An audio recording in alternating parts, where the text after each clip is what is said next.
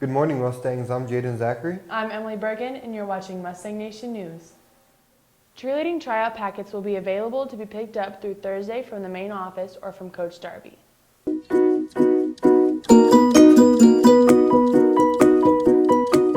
This week's Teacher Spotlight is on Darla Loyalist.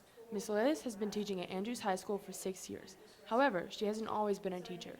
I wanted to be a microbiologist. That's really where my passion was, my focus was. So I went on to a school called Clinical Laboratory Science School, and I was certified to become a CLS in a hospital lab. So I worked as a microbiologist in a hospital lab. That's what I did for 6 years before I became a teacher. When I started teaching, I taught biology, but I also got to teach a medical microbiology course, which was right in line with my experience, coming out of the workforce, I guess. So I taught that for 2 years outside of this district. And then since I've been in Andrews, I've taught biology, anatomy and physiology, and AP biology. Miss Loyalist started college at the University of North Texas and later transferred to Howard Payne, where she completed her studies. I graduated from college with a biology degree, but I didn't graduate with a teaching certification. I have my certification for medical technology or clinical laboratory science, and then I'm hoping to start my master's program this summer from Texas A&M Commerce, so I'm excited about that. And what does she hope to do with this master's degree? I would love to work for the Centers for Disease Control, which is the CDC, and work as a microbiologist. I think that would be fascinating. Balancing the workload of being both a mom and a teacher can be quite a challenge, but Miss Loyalist finds that preparation is key.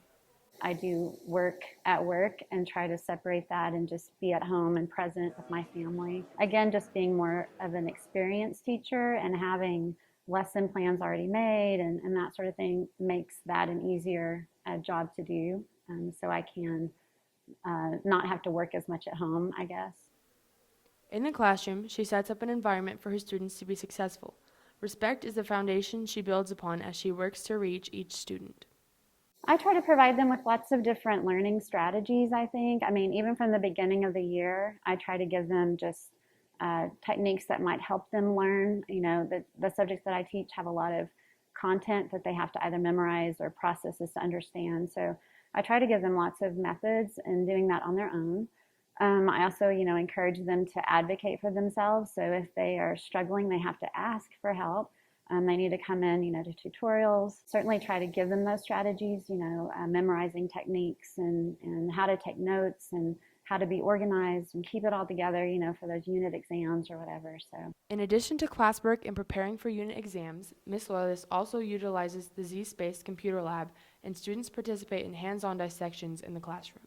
In a couple weeks, we'll dissect a eye, and that's a cow eye, and then we'll dissect a pig heart, which is an adult pig heart, so it's really large. And then at the end, we'll culminate with a fetal pig dissection. So it'll be all of the systems together. Ms. Loyalist believes that teaching is much more than just relaying content information to students, and her goal is to inspire students to see their potential.